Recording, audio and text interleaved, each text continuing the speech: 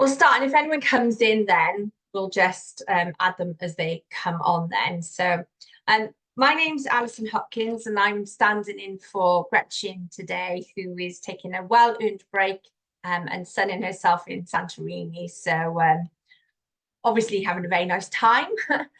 So I agreed to do the FEM session today. As I said, I will send out the recording for those that haven't managed to turn up today. So today's session is going to be a question and answer session with Rebecca Lucas. So thank you for joining us, Rebecca.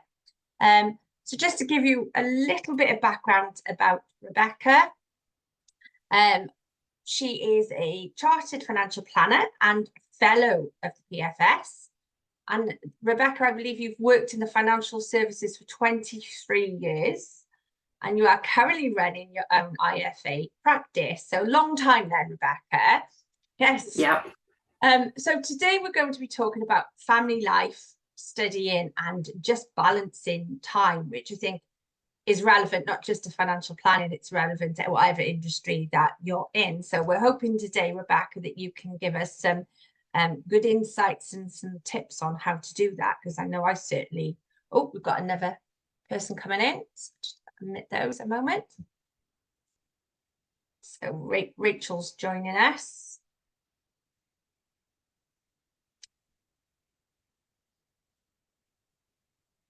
Hi, Rachel. Thank you for joining us. Hi.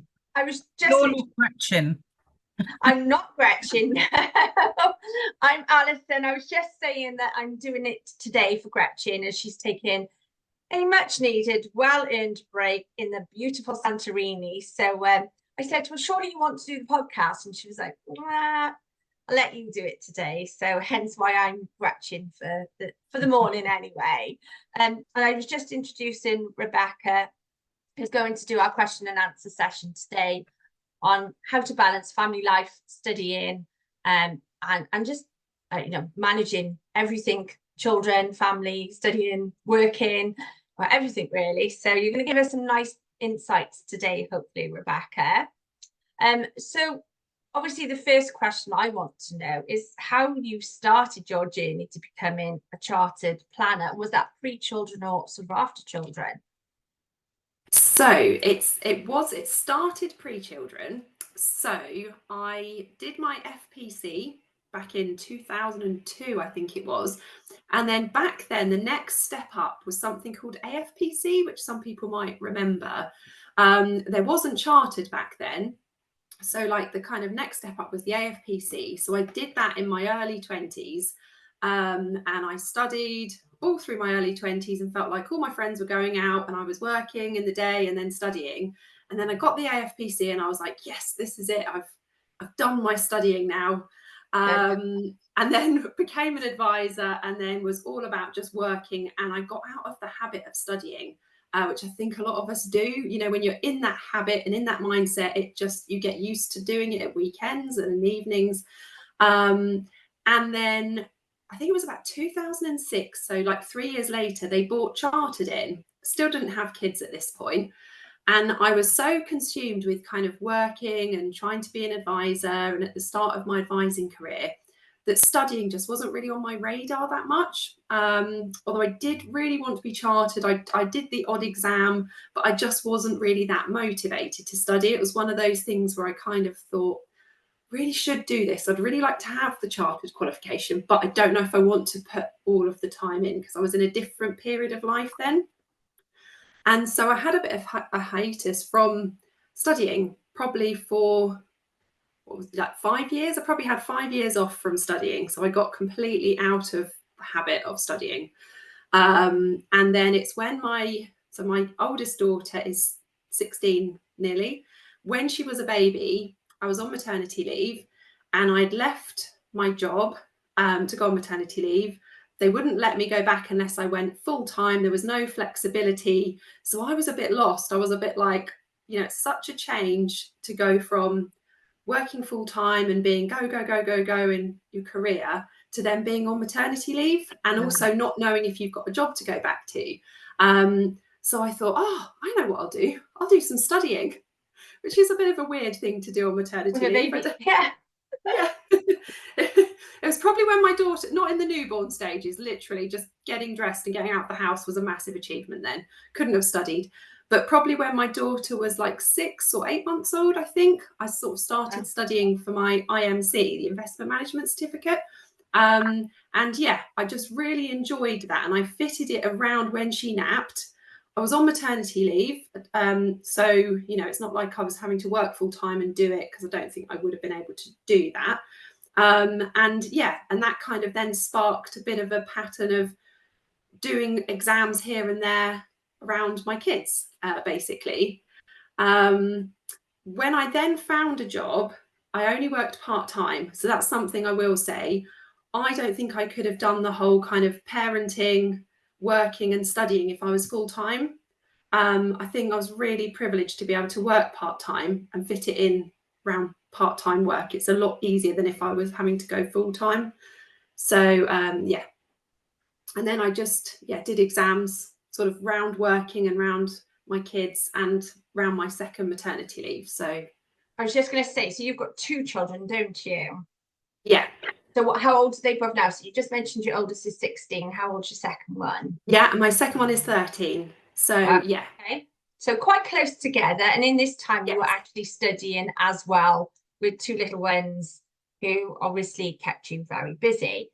So you studied whilst you had your children quite young then. So assuming that was quite challenging. So how did you manage to, I mean, like you said, most parents are just trying to manage to get through day-to-day working, running around, looking after the home. How did you manage to add studying into that then? And I know you work part-time, but you know, that's still a challenge. And what do you think was the biggest challenge that you faced during that time then?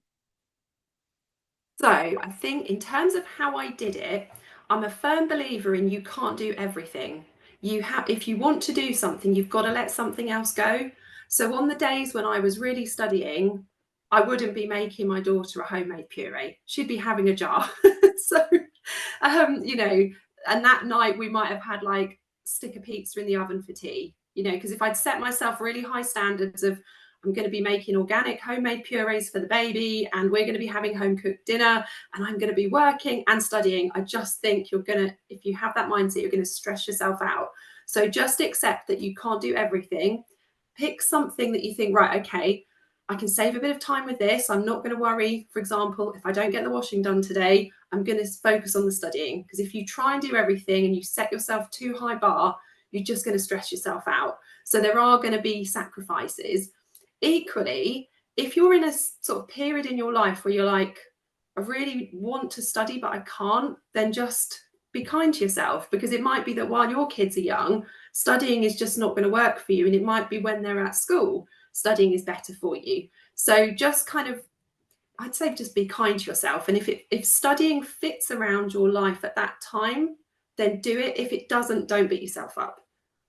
Yeah, and I think a lot of us do that, don't we? And certainly Definitely. parents, we try to juggle and have this guilt, don't we, that we're never doing everything 100% perfectly. And it's, I guess, sometimes admitting that that's okay, isn't it, really?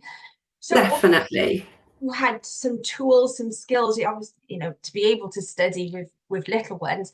Were there any tools or skills you think really got you through that time and managed to study and to look after children and work as well?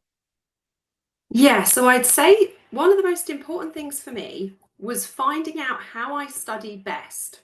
So I learned early on. So early on with studying, when I first started studying, I would sit and I would write reams and reams and reams of notes, and it just wouldn't go in. And then over a sort of trial and error, I worked out what worked for me. Because once you're a parent and once you're balancing everything out, you haven't got a whole weekend to sit and study generally. So you need to be smart with the time. And to do that, you kind of need to work out how you study best. So for me, I worked out that I was a visual learner. And so if I kind of put flip charts up on the wall and I kind of write stuff in coloured pens, it goes in. Whereas if I just try and read a textbook, it doesn't go in. So kind of working out how you learn best, and then making sure that you're kind of feeding into that, so you're not wasting time doing stuff that's not working. And for example, I know that I learn if I do like multiple choice exams and stuff like that. So I kept doing those over and over. And just, yeah, just sort of finding out through trial and error what works for you with your studying. Yeah, so if you had somebody, sort of a new advisor, come to you and said that they were in the same boat, what sort of advice do you think would be the best starting point for them, really? Yeah. So in terms of like balancing the workload, or in terms of like knowing how to study the best for I think them? both really, because as you said, sometimes you get out to study and then suddenly you've got into the mix, family life and working, and you're asking yourself, your brain, to readjust to studying whilst juggling these other things, and we all know taking time away from studying and going back to it is difficult, and you've got to refine maybe a different way to studying than you did when you were, 5, 10 years down the line studying. So if somebody's coming to you with a male, female, whatever the circumstances are, they've got a young family, but they want to study and want to progress. You've obviously been there, done that. Is there anything that you think you would tell somebody in that circumstances if they ask for your advice? Yeah, of course. So I think the first thing I would say is kind of for them to think about why they want to study. Is it because they need that for themselves? They need that sense of achievement? Is it coming from them? Or are they feeling pressure from outside? Are they feeling pressure from their boss or Mm. society? Like where is that coming from? If it is coming from outside, then I would say maybe don't put yourself under that pressure. But if it's something that you really want to do for yourself and it's coming from you and you're motivated, then just, I would say, go for it. Be kind to yourself. Don't set yourself too high standards. It might take you longer to do an exam than it was pre-kids, but that's okay. Just keep plugging away, chipping away at it. And whatever you're doing your best. And that's all you can do. And I would say kind of think about times where you might have a little pocket of time where you could study. So, for example, when I was on maternity leave, one of my friends, she would be tidying out her cupboards, making her cupboards look really nice. And I'd be like, well, I want to study.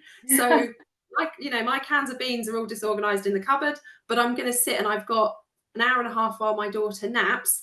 And I know that I study effectively by doing multiple choice exams. So I'm just going to bash through some of those while I've got that little pocket of time. Mhm. Sometimes my daughter would wake up because that's what babies and kids do. They don't run to a timetable. But yeah, that's okay. And just kind of do your best. But I'd say the most important thing is like work out why you want to study and make sure it's something that you want to do and that's going to make you happy. And it's not that you feel you should do it because you're just going to make yourself miserable.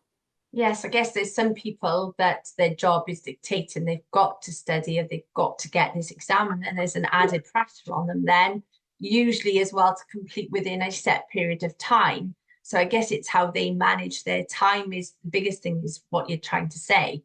Yes, Yeah. definitely. See, studying aside, then you've studied, you've qualified, and then you decided you wanted to set up your own business.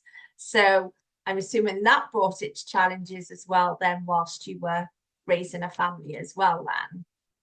Yeah, definitely. So I started my first business in 2013 when my daughters were quite young then, and it was an outsourced power planning business. Okay. And the reason I did that is because I was employed as an advisor, and I was just finding the juggle. It was just really tough. And I thought, you know what? Outsourced power planning was a growing thing, and I decided to kind of work for myself, and then I could work around the kids, which worked really well. And it's probably a similar principle to studying in that just we all have so much guilt, so much like mum guilt, dad guilt. Um, yeah, just be kind to yourself and try, I get parent guilt all the time, but just, I always think, just how would, if your friend came to you and said these things, what would you say back to them? And then I try and make sure, I think, well, I wouldn't speak to my friend like that. So I would say to my friend, look, you're doing your best, you know, try your best and just be kind to yourself. And yeah, I think we should try and speak to ourselves like that. Um, and I think when you've got a young family, whether you're doing exams or starting a business or you're employed and you want to do well, it's really hard sometimes because you think, I want to be at home with the children, I want to go to the school plays, I want to kind of There's always an open classroom event you've got to go to. You kind of feel guilty because you want to be there for stuff, but also you can feel a bit frustrated because you think, well, I want to progress in my career and I want to put the time in. And looking back now, I would say I had those moments where I thought, gosh, you know, I feel like I'm stalling and I'm not progressing. But the time goes so fast when they're little. Before you know it, they're at primary school and you've got more time, and then they're at secondary school and they hardly need you. So, you know, if you don't have much time now and you feel like you've got so much going on, you'll have time as your kids grow up, and the time goes so fast. And your career or studying will still be there for you when you're ready to kind of pick it up again. So that actually ties into one of the last questions I guess I've got is, if you were doing this all over again and you were back to start time and day one on maternity, is there anything that you think you would have done differently to maybe stop that mum guilt, or just is there any things that you've learned along the way that if you were telling somebody starting again, you think, right, if I started right now, how would I do this differently, knowing what I do now? that's always a tricky one, because I'm always a firm believer in the mistakes that we make kind of shape us, and you've got to make the mistakes in order to then learn. And if I hadn't done stuff wrong or felt guilty, then I probably wouldn't know the stuff that I know now. I think in hindsight, once you've got the momentum for studying, to then sometimes we need to stop studying because it's like we just need a break and we want to have a life and we want to have a social life. But sometimes when you stop the momentum, it's really hard to pick it up again. And I think in hindsight, I probably would have done more of my exams before I had kids, because I would have not had to have done as many papers as, you know, because I remember at one point doing an exam and I was pregnant and I'd got quite bad morning sickness and things that you don't really think about before you have kids. Yeah. And I went to London to do this exam and I thought, I just want to get through this exam without being sick, because so it isn't the easiest. Yeah, it's not the easiest route. So I think I probably would have had a little break from studying, but then picked it back up again when I had a lot more free time before I had kids. But actually, it taught me time management, and I think it's been good for my girls when they were younger to see me studying and to know that I could, because they're both girls and they might one day have a family of their own, and to sort of see that, you know, you can have kids and you can still achieve stuff if you want to and if the timing is right for you. So yeah, I think I probably would have done more exams when I had loads of more free time, but you know, hindsight's a wonderful thing. Yeah. So do you think, you've just touched on that then, do you think those time, the things that you've had to learn have made you better in your role as a planner? Because you mentioned then about how you had to time manage, you know, and how you needed to learn the way that you did things that perhaps you wouldn't have thought about before. So do you think they've helped you then in your career moving forward once you've got to that point? Definitely, because I think when you've got all the time in the world, you kind of fill the time. But when you don't have all the time in the world and you're like, right, I've got 4 hours to get my job done, or I've got an hour and a half to study, you become a lot more efficient. And it's amazing how much you can do in a shorter space of time. And yeah, sometimes you've just got no choice but to kind of just get stuff done. And I don't know if any of the ladies watching are part-time or have been part-time, but quite often when you're part-time and you know that you've only got that you know day in the office to get the stuff done, you find a way to get the stuff done sometimes. Obviously, if you've had a little one up teething, you're not firing on all cylinders, but when you are, sometimes you can get so much done in a short space of time because you have to, and it kind of forces you to be efficient, doesn't it? So yeah. And did you find it easy to switch sort of roles then? Because, you know, switching to studying, switching to running the business mode, and then switching to family, did you find that easy, or was that challenging? I would say it was challenging, but it was a double-edged sword. So, for example, when I ran my outsourced power planning business, when my girls were really little, I would kind of be with them in the school holidays in the day, which was a massive privilege. And I was so lucky I could do that. But then I'd end up doing my work in the evening. So you do work long days. And also there'd be a few times where we'd be out at a soft play and I would literally be huddling in the toilet while my friend watched them to make a call to an advisor about a report. So in some ways it's good because you can still, you know, I could still do the fun stuff with my girls, but also you are just spinning loads of plates, and work and home kind of blend into each other. But then if that's the way it works, that's the way it works. So you've just got to find the path that works for you, really. So I think that's just it, isn't it? I think reality is the world we live in. Most people are spinning more than one plate at any given time.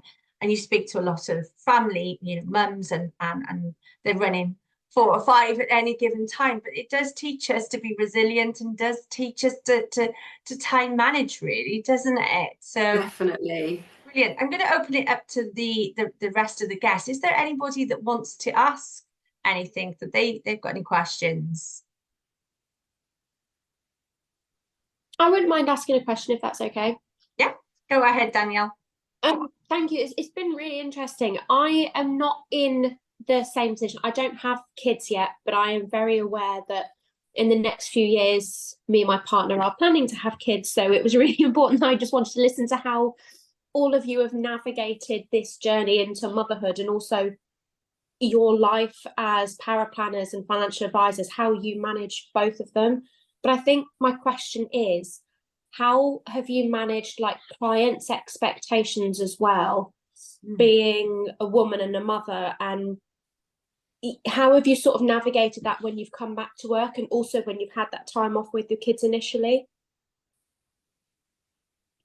Yeah, that's a really good question. So when my girls were really young, I was really lucky that I had an employed job as a planner, but I also kind of had we kind of worked in a bit of a team. So it wasn't like I was a self-employed advisor with just my own clients, because I think that would have been really challenging, because there were times when they were poorly and I had to cancel client meetings and I couldn't go to them, and it is so tough. And anyone that does that and doesn't have that team, you know, deserves a massive medal and a pat on the back, to be quite honest.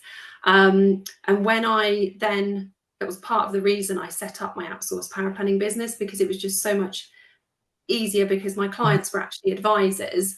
But then there were times trying to just balance those expectations, and sometimes I'd have to plonk, you know, my toddler in front of the TV and just try and get a report done. But yeah, I think it would be hard when you've got actual clients as an advisor, just trying to manage their expectations. So yeah, I think if you've got a team around you, that can really help. Yeah, and just having that support. I work with my dad, so we're a two-man team. Oh, nice. So I have no doubt that he would be able to pick up where I've left, but it's just knowing how to come back to work. And obviously you touched on as well that you did your chartered when you were pregnant and had your 2 daughters, and that's something that I'm looking at now. And I thought, oh, maybe I'll do it when I've got kids, but you've just persuaded me to get that done beforehand. So thank you. I was going to say, so that was really good, actually, that you've told us, like, try and get these exams before. In an ideal world, get them before. But if not, there is a way to do it, but it's not as easy. That's the go-to, isn't it? So from today, you just have to learn the skills that you might not have to put in place if you didn't have the kids and were studying. So get your hardest done as soon as possible. Thank you. Is there anyone else? Go, Kerry. Yeah, just to say, living proof that I've survived. 20 and 23. Oh wow, okay. I'd like to say it's easy, but while I was on the call, the dog threw up because it had a shock yesterday. Oh, and no. my 23-year-old is kind of hobbling around the kitchen a bit because he had his ACL replaced last week. Okay. 20-year-old's all right at the minute, but he's working from home today and his girlfriend's here as well. Right, house full then. So it's kind of, yeah, but Still managing them at that age. Yeah, and you mentioned, you know, Rebecca, it gets easier when they start school. You've got more time. You do, but it also gets different. So you'll know, Rebecca, GCSEs, A-levels, applying to universities. You're always being pulled, but it's not that 24/7. making Yeah. sure they don't burn themselves, making sure, Yeah. and just proof, you see, my dog is just feeling quite sorry for himself. Oh. Oh, So, yeah, and I had the 20-year-old is special needs. Oh. So I actually had to drop to 3.5 days for a while, but I was employed. I had other colleagues like you that could pick things up when I was on maternity. I only ever did 7 months and 9 months on maternity. And I did actually have my boss turn up at Wythenshawe Hospital with all my files because James was born 10 weeks early and unexpected. Okay. I mean, that's touching on a HR issue there, which is slightly different, isn't it? It was fine. It was absolutely fine. And then I also had a supportive husband. So like you said, Rebecca, tonsillitis, high temperatures, those calls from nurseries. It was always like, well, first of all, who's within half an hour of the nursery and who's got appointments and who hasn't. We just had to juggle it between us, but you survive. I think it's a team, as you just said, it's not just your team at work, it's your team behind you as well, isn't it? So whether that be your partner, parents that can go, I've got a client meeting and I need to be there, and they've been sick today, so there's no nursery, and off you try and go. So it's about having that support behind you, Yeah. work and at home. And really. Daniela, I actually did my ACII because not even the FPC existed when I started. Before I had children. In fact, I was qualified, I think, at 22, quite young, but then I had to convert. So I converted to the APFS or whatever it was, and then ended up doing more exams while the children were little. But yeah, So I think that the go-to from this is it's doable, isn't it? And we sort of definitely. go, we think that it's never going to end, but it does end. And as you've said, the children grow up and there's different challenges, but they become slightly easier and they can manage them a little bit more themselves. But it's about using the support that you've got, the tools that you've got, but also understanding, one, not to give yourself guilt, not to beat yourself up if you can't spin all these plates and run them at 100%, that sometimes 90 or 80 might just be enough, isn't it? And I think that's a wonderful takeaway, that we always feel like we're failing if we're not doing something 100%, isn't it? And it's realizing that that's okay as well, isn't it? Definitely. And sometimes it's going to be messy life, sort of, Yes. literally and sort of metaphorically, and just allowing things to not be perfect. If you study and it takes you longer than it did pre-kids, then that's fine. Just not being too hard on yourself, I think, is the biggest thing. And sometimes allowing yourself to drop a plate, because there's always a way to pick it back up again, isn't it? And as you said, if that means that you take time out and you go back to revisit it at a later stage, it's not a failure, which is what we tend to tell ourselves. So I think that's great that you've given us that today, Rebecca. Thank you so much for all of you for turning up. Thank you, Rebecca, for giving us some wonderful insights and some things that we can all Thank you.